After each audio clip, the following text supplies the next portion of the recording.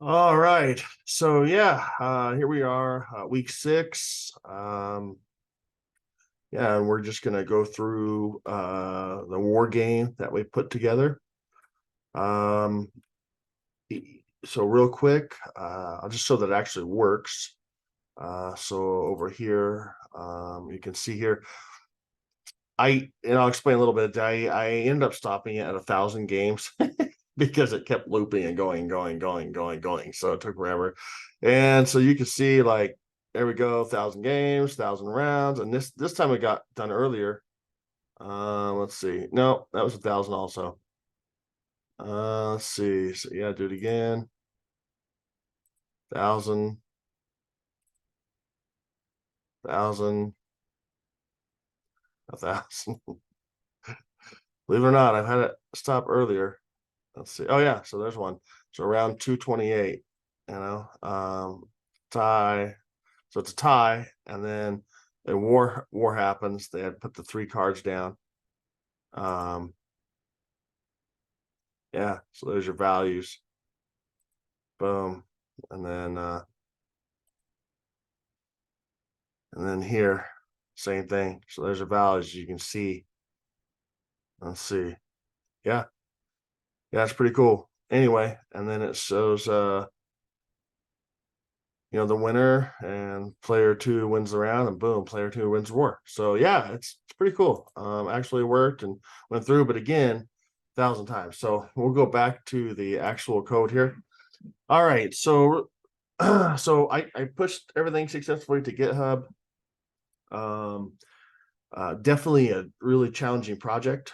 Through the help of Google and of YouTube. YouTube was really, really helpful, and ChatGPT was really helpful as well. Helped out a lot, and then just was able to really put it together, but it definitely took a lot of time. A couple things that I noticed that I'm having a hard time with was the suits here for some reason aren't really showing in the console.log very well. I don't know if you noticed that, but um, it doesn't show the suit. It shows this, whatever this stuff is. So I don't know if that's just my Google or what, but anyway, that's what it's showing. But it is in the code. So real quick, so these are the variables that hold the suits array and the values array of the cards. You can see your suits and values. This is the class for our actual deck of cards. I had done this a couple times, just did a regular without the fresh deck in there first, and then came down here and ended up shuffling the deck, but ended up making it into a fresh deck later. So anyway, that's how we got there. A couple different ways that I did that, but we'll kind of explain it later. And the top, let me slow down. The top down coding is awesome, but it also is tougher to explain because there's things I did down here that are up here. So it's, I guess, just be patient with me. I'll try to get through it as best I can. So anyway, yeah, we did the class for the deck of cards. I did the use the getter method for the number of cards, which is basically the card length. And anyway, change that. And basically, to me, I guess it kind of changed it into a little, kind of like I guess it's a method, but almost like a function, or like a variable with a function or whatnot. But it has this, we're able to use it here in the for loop for the shuffling, which I did a couple ways, but this is the way I found was best to make it the most random. See, card class created that holds the student values. Functions, here's the fresh deck that I was talking about that we put up here. But anyway, this is where we have it down here. We used the flat map. So I used the flat map to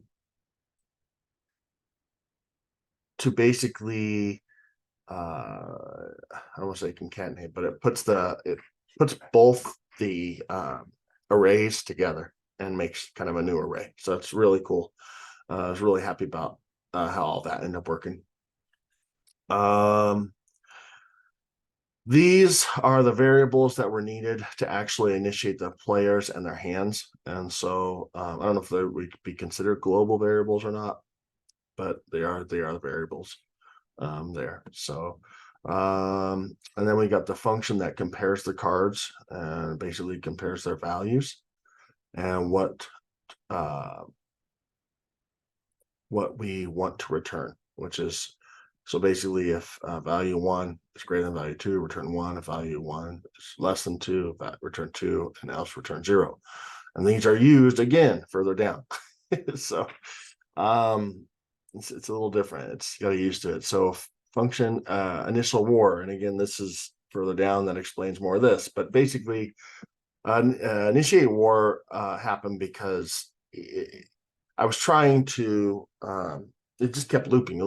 So I wanted to make sure, okay, well, if it's a tie, it's got to do something. And that's where I think it's like war, is what they have with. So I wanted to put that in the code and make that work. And so basically, and this is where it comes, with the while loop is if when the round result equals 0. Okay, and that comes into what it's going to do. If the number of cards is less than 4, then for player 1's deck is less than 4, then player 2 wins the game, and same vice versa. And the reason is you're supposed to flip the 3 cards down, face down, and then you play them all at once, and that's basically what happens, which comes down here. And so that's how they should happen if it's a tie, and that's how it should work. But anyway, it comes comes into all these different methods that are used, and then the push methods to use. We had to create a player's one next card for the war face-off, and basically what that did is we had to do another shift, which is how you basically take the cards from the deck. And so we had to do that again just for the next card that played during the war. So this was a big project that was really I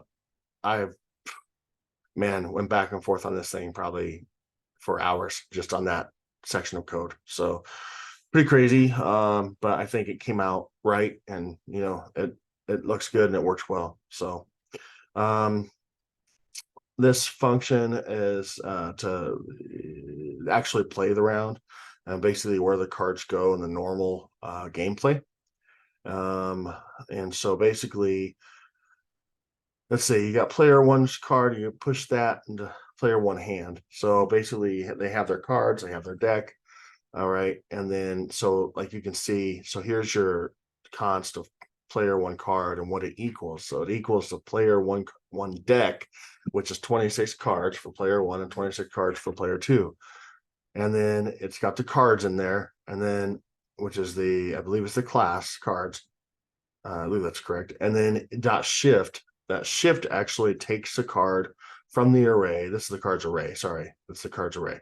Takes a card from the shift array, and that's boom, putting it, basically how that's working is it's pushing it with the push into the taking it from there and pushing, and they use it down here, player 1 card, and pushing into player 1's hand. Okay, so that's kind of how that works. And then basically we put the player's hand down and then find out what the results are. So if the result, if the equals 1, which again up here we went through to return if what's greater, if it's greater than return 1. Well, now this is breaking it down to the actual gameplay. So round result is equals to 1. This is what happens. Player 1 wins the round. And then what happens is in player 1's deck, again, here's the cards array dot push, and we're pushing. This is, I guess, the spread method with these dots, and it pushes the player 1's hand and player 2 hand, and basically you're taking it from 2 different arrays or 2 different places and putting it now back into player 1's deck. So that's kind of how it does it. If player 1 wins. Same thing. If player 2 wins, do the same thing, and we put it in player 2's deck of cards.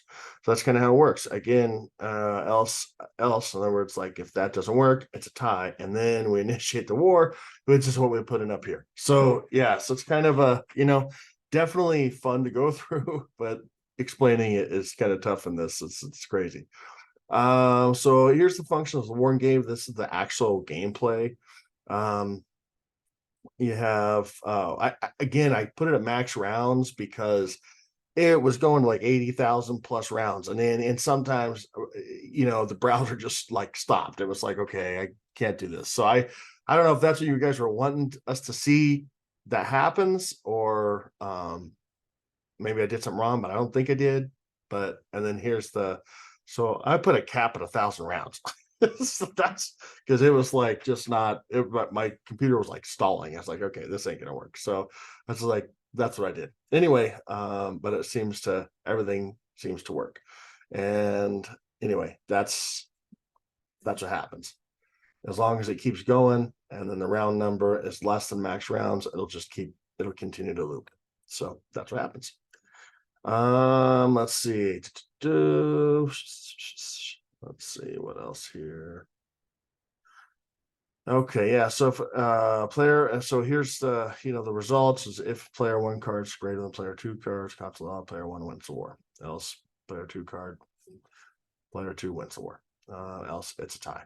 And then it says if player deck number of cards is 0, player 2 wins the war. Cards 0, player 1 wins the war. So anyway, yeah, it's kind of how it's coming along.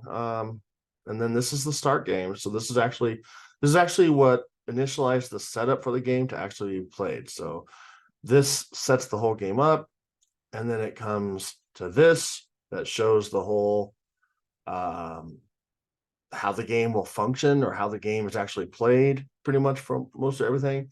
And then this is more details in the game. So you play the round, it's the game, and then it goes up. So it's kind of interesting how it all works. I like it, but it's definitely harder to explain. So sorry for the long-winded explanation.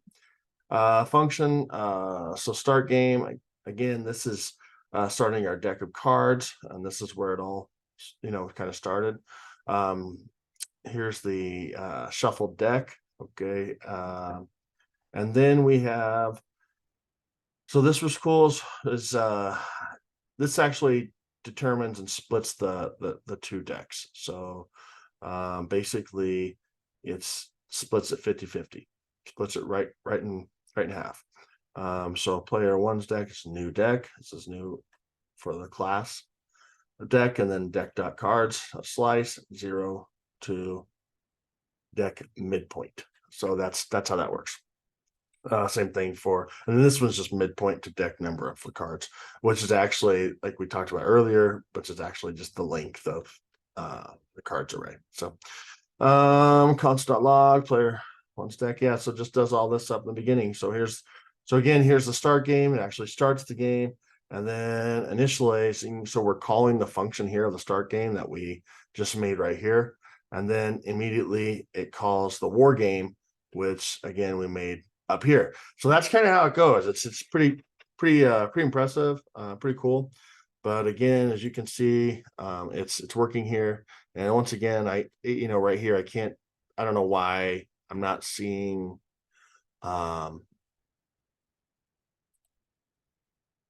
don't know why I'm not seeing it. I don't understand why I'm not seeing the clubs and those things. So I don't know if I did something wrong there, but that's it. So sorry again for the long-winded recording, but really appreciate the work. It's man, it's awesome, and there's a lot to it, and I'm learning a lot, and it's fun, and I look forward to incorporating it all with HTML, which hopefully will be fun as well, and put it all together. So thank you very much.